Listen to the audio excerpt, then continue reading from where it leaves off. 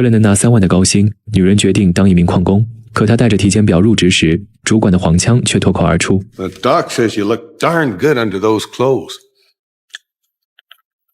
主管自以为是的幽默让乔西极度不适。他早就听闻这里艳女情节严重，但令他没想到的还在后面。主管给新人分配师傅时，竟遇到了他高中时的超雄前男友。Which one of these girls is gonna be my bitch? 他下意识低头回避，可显然对方认出了他。Give me the one on the right.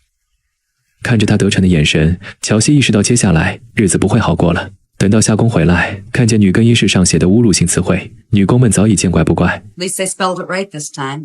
朋友听说了她遇上前男友的事，好奇地询问她什么感受。We were never friends. Should look in that first. 乔西打开了盒子，里面只是再正常不过的午饭。朋友见状松了口气，但他知道又有别的女孩子要出丑了。果然，等他们到了食堂，意料中的一幕还是发生了。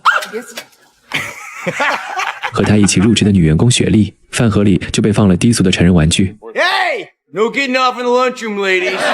面对男人们的恶臭嘲笑，乔西还是拿起玩具回怼了他们。Well, it won't leave the toilet seat up, won't fart in bed, I might just marry it.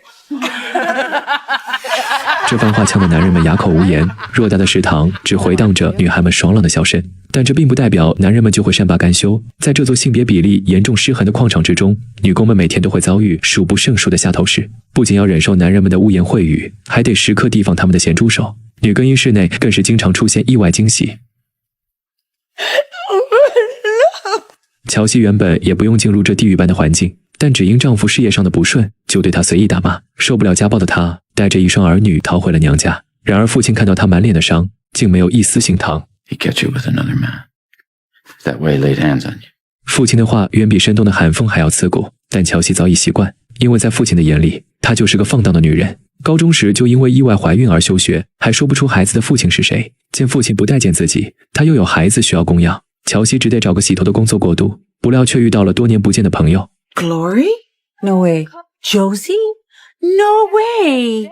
得知朋友就在矿场上班，工资是自己洗头的6倍，乔西狠狠心动了。但父亲却表示强烈反对，因为他在这里工作多年，深知女工会遭到不平等的待遇。可对于乔西来说，这份工作就是他脱离困境的稻草。为了孩子们，他也愿意忍受。可没想到这一去，却将他拖进了更深的泥潭。前男友故意给他安排最苦最累的活，见几次骚扰无果后，便将他骗上了运送煤矿的塔台。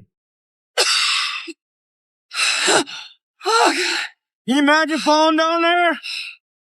Nobody ever find you. 2 minutes, 5 ton of rock be on top of you. 死亡的威胁让乔西十分恐慌，前男友的紧逼更是让他无处可逃。恶臭的鼻息喷在他脸上，嘴里还残留着大蒜的味道。What do you say, Josie? You wanna, I don't know, kiss and make up? One kiss. I'm going back. Come on, what's the matter with you, Josie? Am I hurting you? All right, fine then. Good. 乔西几乎是飞奔似的逃走了。冷静下来的他将此事反映给主管，可对方却觉得女人就是事多，还认定他在挑拨同事间的关系。 Let's try something new.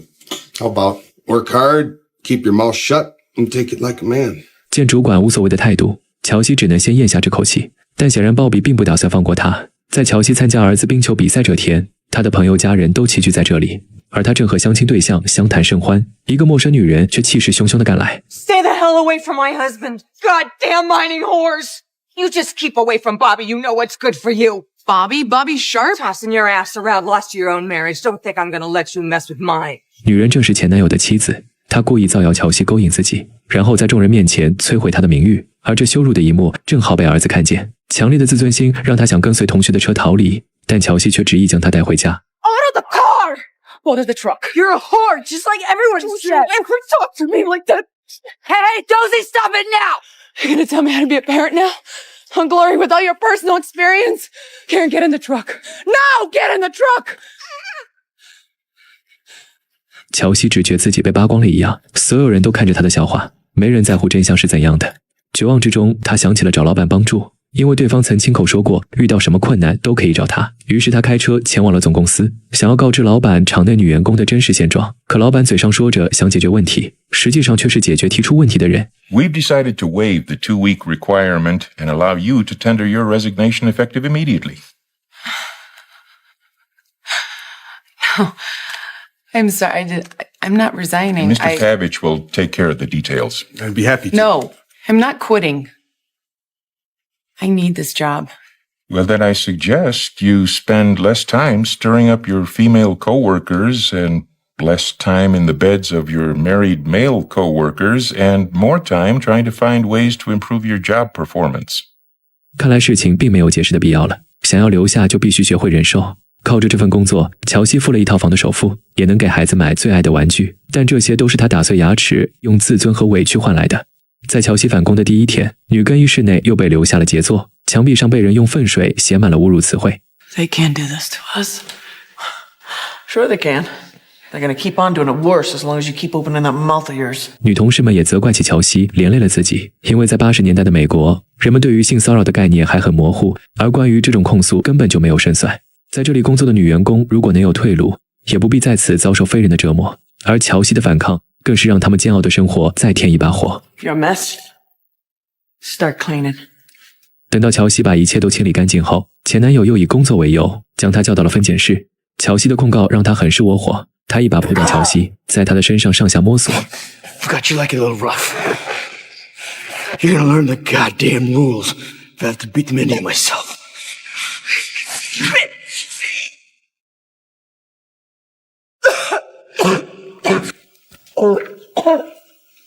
一味的忍让只会招来变本加厉的欺压。乔西辞去了工作，但并不代表就这样算了。他找到之前的相亲对象，他叫比尔，是一名律师。得知乔西想把整个矿场都告上法庭，起初他是拒绝的，但乔西的坚毅打动了他。更重要的是，如果比尔能打赢第一起性骚扰案例，那他也将载入史册，名利双收。比尔指出，案子申诉的关键在于乔西能否召集其他受害人发起集体诉讼，这样被告公司就不能指控他在说谎。但召集行动并不顺利，就连关系最好的葛洛丽也拒绝了乔西。即使患上渐冻症后就没再工作，但他明白矿场是小镇主要的经济来源，没有人会站在他这边。乔西只得去找另一个同事帮忙。雪莉作为矿场最年轻的女孩，平时受到的骚扰也最多。她是一个十分爱干净的人，上厕所时都要在周围垫上卫生纸，可2个男员工却故意将她锁在里面，不顾她的呼喊，疯狂晃动着厕所。见有人赶来制止，他们索性将厕所彻底推倒。雪莉被淋了一身的粪水，而那2个男人却若无其事地走开了。像这样的遭遇还有很多，但她却没有乔西那样勇敢，因为家里还有个生病的母亲需要照顾。 You think I don't want to stick it up their asses? Then why don't you do it? And what if we lost? And I had to go back to that mine every day and face those sons of bitches. No way. 乔西找不到能和他集体诉讼的人，于是申请参加每月的工人大会，想要通过演讲获得响应。可还没等他上台，场馆中就嘘声一片。这群男人的眼神里有愤怒，有不屑，更有人当众挑衅。 Gavel right here, bitch. 即使顶着巨大的压力，他还是坚定地走上了讲台。可在他演讲的过程中，不断有人打断他的发言，一人一句的唾沫都能将他淹没。连沉默的父亲也看不下去了，他走上台，示意女儿将话筒给他。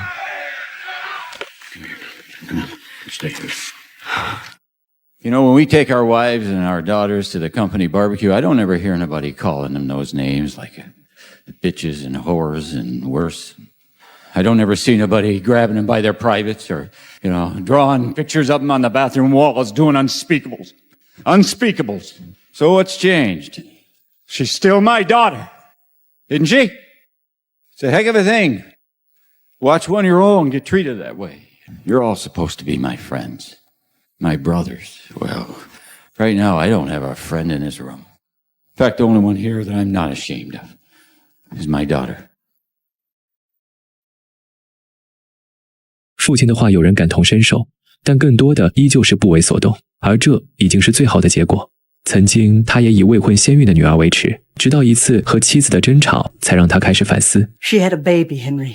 She didn't rob a bank. 然而这件事也成了对方律师在法庭上攻击他的论点，他们试图借此证明乔西一直以来就是个荡妇，甚至请来了他的高中老师作证。 Miss Ames, who is Sammy's My father? son. It's got nothing to do with any of this. Is it true that you and your teacher had a sexual relationship at one time? A relationship? What the hell you been telling them, Bobby? 面对这赤裸裸的污蔑，乔西不得不向众人撕开伤痕，揭示自己深埋心底的秘密。当时他还和鲍比处于热恋之中，却被这个禽兽老师给盯上。在一次课后，老师将他单独留下，然后无耻地实施了侵犯。而目睹这一切的鲍比竟怯懦地跑开了。在场的所有人听后都集体沉默。但作为父亲，绝对忍不住这口愤怒。等混乱结束后，对方律师却指出，没有人能证明乔西所言属实，只有前男友鲍比在场。但他一口咬定就是乔西主动勾引的老师。律师见状，只得施展起激将法。他以打球为例，不停讽刺鲍比是个软蛋，跟那些渲染球场的选手相比，他就是个尿裤子将球场染黄的家伙。没想到这一招真的攻击到了前男友心底的脆弱。Yellow or red? Yellow or red? What's supposed to do? He was raping her, wasn't he? Yeah. Then you ran. What was I supposed to do? What are you supposed to do? 律师望向了旁听席，给出了他的最终答案。Well, for starters, you stand up. You stand up and tell the truth. You stand up for your friends. Objection, Your Honor. You stand up even when you're all alone. You stand up. 这时后面突然传来了敲击声，是病入膏肓的葛洛丽在给予他支持。虽然她已经无法开口说话，但还是委托丈夫帮自己转达。I stand with Josie. 可集体诉讼名额还差一个，朋友转动眼球，将目光看向了雪莉。情绪是可以感染的，慢慢的有人跟着站起，里面有曾经误解乔西的父母，有长期遭受迫害的女同事，也有目睹恶行的旁观者。